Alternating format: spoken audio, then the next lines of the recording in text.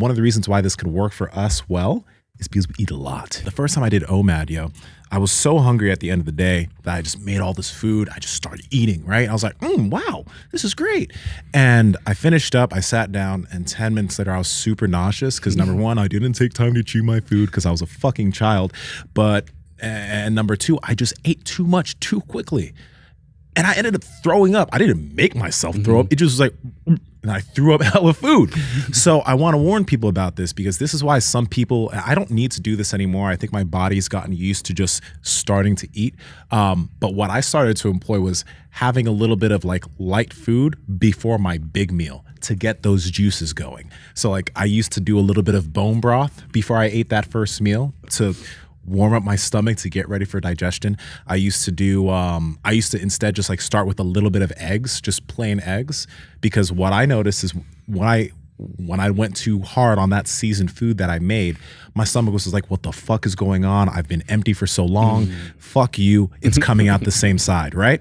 So I want to warn people about that because if you're going to get super excited because you're going to feel so hungry and you'll go too quick and then you'll throw up and you'll be like, this doesn't work. No. You just got to warm yourself up. Now, though, I don't need to do that anymore. I can just start eating. I chew my food, though, so that's probably something that's keeping me kind of safe. But this whole OMAD thing, remember, like, number one, you want to get in enough protein, you want to get in enough fat, and you want to make sure that the food you're eating, you have enough of it. Because what's going to happen with a lot of people is that in that one meal, one of the reasons why this could work for us well is because we eat a lot in that meal.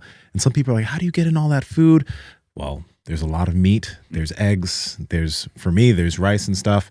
And for me also, I typically do have some protein during the day. So before that, I'll usually have a protein shake that maybe has 70 or 80 grams of protein. And then I'll have my meal too. So it's like, toy with this and understand that it's going to take time to have you get used to it. It's not going to be an immediate thing, but it's over some time. It might not be something you use every day, but it's a very useful tool in different situations.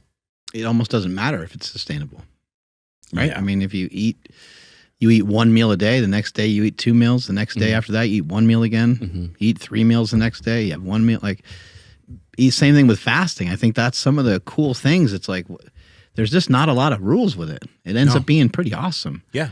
Fat Project family, how's it going? Now, we like to look good in the gym and out of the gym.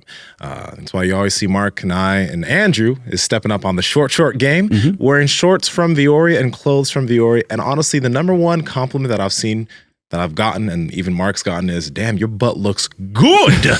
And that's because, well, the clothes we wear make our booties look delicious. Andrew, how can they get it? Yeah, you guys both have pretty big wagons. You guys can head over to viore.com/power project. That's VUORI.com/power project to receive 20% off the most amazing apparel that looks so good inside and outside of the gym. It's going to make your ass look fat, and your ass like will that. look fat. Links to them down in the description, as well as the podcast show notes. God damn it. That's a good one. That's a good one. Make your ass look fat. I realize, like, the style of diet that I follow and basically what you're doing as well, it's like there are, when you break it down and you're explaining it to somebody who hasn't had a dietary intervention before, there's a lot of rules to it, right? But for us, it doesn't feel that way. It doesn't feel restrictive in any way. Like, I want to eat meat. I want to eat eggs. I want to eat sausage. I want to eat bacon and cheese and all the things that are on my diet. I want to eat them. And then more recently, bringing in like liver and some other stuff. I think this is where things can get a little bit weird, but treat your liver like you treat a cold plunge. It's a hard thing that you got to do during the day. If you can swallow a frog first thing in the morning, then you're ready for just about anything. A lot of people wake up and the first thing they do is blend up an athletic greens. Are they going to tell you that? I mean, they're seriously going to try to tell you that tastes good? I've never had it. I don't think it tastes good though. Does Does it taste good?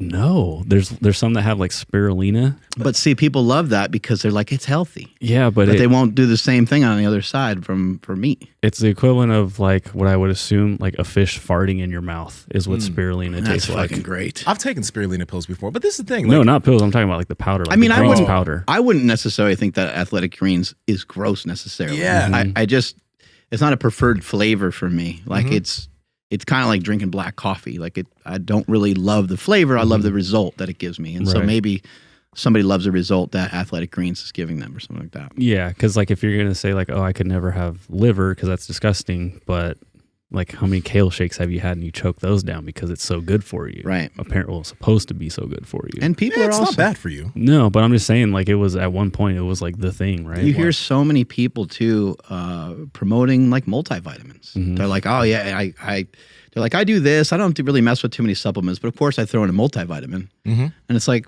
how do you have any idea that that's fucking healthy? A multivitamin is probably horrible for you. It's probably fucking horrible for you. Why What do the you fuck? say What the that? fuck is it? It's synthetic. It's not That's natural. true. That's Right. true. It's not made up of anything natural. Like, where are you pulling that vitamin C from? Where are you getting the vitamin A from? Why not eat liver?